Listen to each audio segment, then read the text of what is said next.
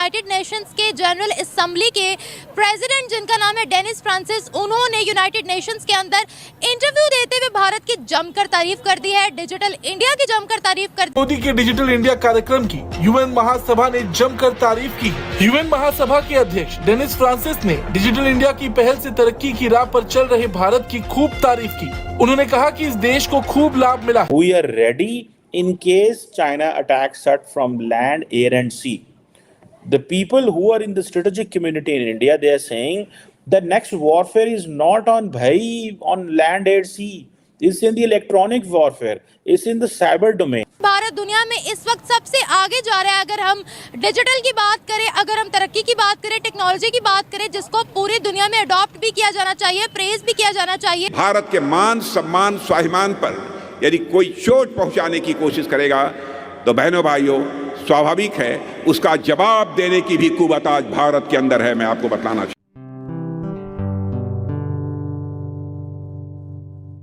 नमस्ते दोस्तों, जय हिंद। निक न्यूज़ बर्नर की रिएक्शन वीडियो में आप सभी का स्वागत है। दोस्तों, दुनिया भर में भारत के यूपीआई का डंका बजता है। भारत ऑनलाइन ट्रांजैक्शन में नंबर 1 पर है।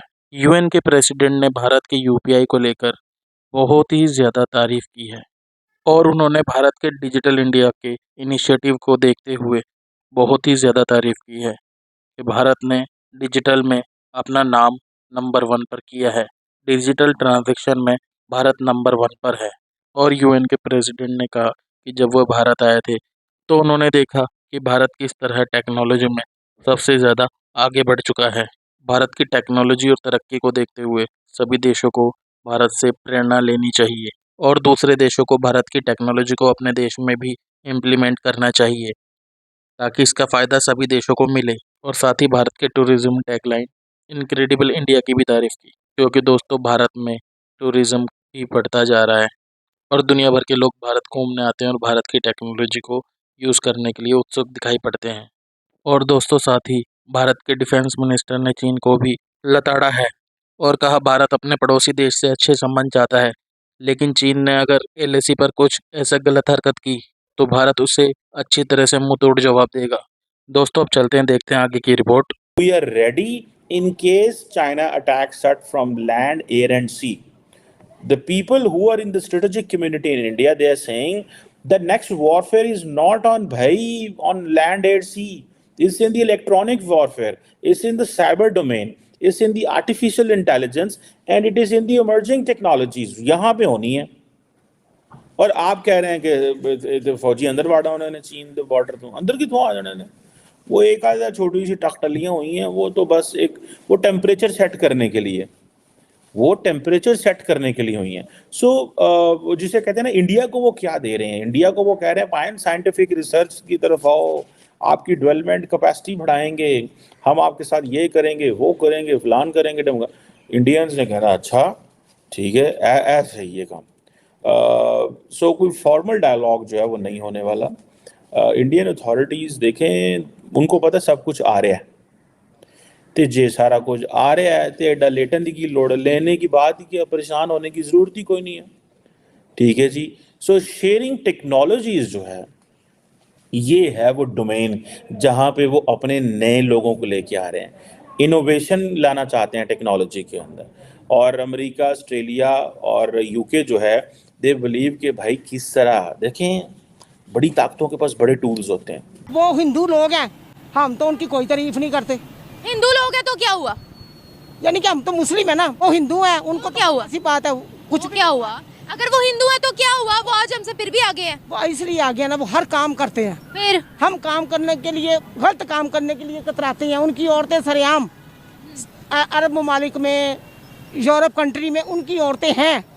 उनकी औरतें हैं मतलब औरतें काम करने के लिए, उनकी औरतें जो है वो पूरी दुनिया में राज कर रही हैं। इसलिए कर रही है ना। वो ये काम गलत काम करके कमा रही है ना, वहाँ जाके गलत काम करके कैसे कमा रही है बताए। बड़ी बड़ी कंपनियों में अफसर लगी हुई है वो अफसर छोड़े आप, वहाँ उनके रिलेशन होते हैं। तभी आपको कैसे पता है? मुझे कोई क्यों नहीं ले लेता, आपको कैसे पता, मुझे कोई क्यों नहीं आगे कर देता। क्योंकि पाकिस्तानियों पे यकीन नहीं है ना। यकीन है ना, मैं कह रही हूँ ना। जो मुझे ये बताएं, आप किसी औरत पे, आप करेक्टर पे बात करिए। आप खुद भी औरत है, मैं भी औरत हूँ, ऐसे गलत बात ना करें। इस उम्र में भी अपने आप को लबादे में लपेटा हुआ है। तो ये आपकी अपनी मर्जी है। मेरी सुने बात, मैं जो आपको एक बात कहूंगी, एंड पे ये बात कहूंगी कि ये जो आप कर रहे हैं ना, क्या नाम है, सर्वे कर रहे हैं आप, अल्लाह आपको इसका अजर देगा। आप जा जाके लोगों को पूछो, लोग बड़े परेशान हैं। एक बात आपसे पूछना चाहूंगी, परेशान तो वाकई बहुत है। आज वो हर हिसाब से हमसे आगे निकल गए हैं। उनकी औरतें इतनी क्वालिफाइड, इतनी पढ़ी लिखी हैं, उनके लोग इतने पढ़े लिखे हैं, हम क्या लगते हैं फिर उनके आगे? मुझे बताएं, अरब आप चले नॉन मुस्लिम कंट्रीज को छोड़ दे, मुस्लिम कंट्रीज ही हमारे सर में जूता मारती हैं। उन्हें घर में रोटी नहीं मिलती, जिनकी बच्चों की एज पढ़ाई की है वो चीजें बेच रहे हैं, मांग रहे हैं। अच्छा, घर में रोटी नहीं है तो पढ़ाई कहाँ से कराएंगे? बताएं आप। जब परवेज लाई थे ना, परवेज लाई जब आए, इन्होंने अच्छा किया, लोगों को, बच्चों को बुकें दी, बच्चों को फ्री एडमिशन, हर चीज। जब वो खत्म हो गया, बुकें भी खत्म हो गई, सब कुछ खत्म हो गया। ये बताएं, पाकिस्तान ने अभी तक तरक्की कितनी की है कि दुनिया के? वाह भाई, पाकिस्तान तो बड़ा तरक्की से भरपूर है। कोई नहीं तरक्की से भरपूर, गलत कह रहे हैं, मैं आपको ये बता दूं। अच्छा, कितनी अभी तक? बच्चे वहाँ मर गए, जवान औरतों की इज्जत उन्होंने खाक में मिला दी। ये फलस्तीनी जो जंग हो रही है, कोई यहाँ गया ही नहीं, समझ आइए। यही बैठे बैठे उनको कह रहे हैं हम आपके साथ हैं।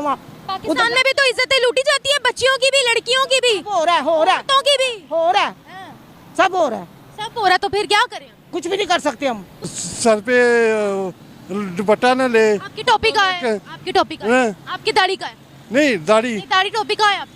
नहीं दाढ़ी सुन्नत रसूल है ना, औरत सर, सुन्नत रसूल है, दाढ़ी, दाढ़ी कहाँ है आपकी? तो वो कहे कि मेरा जिस्म मेरी मर्जी। तो है मेरी मर्जी, मेरा जिस्म मेरी मर्जी, नहीं, मेरा जिस्म मेरी मर्जी।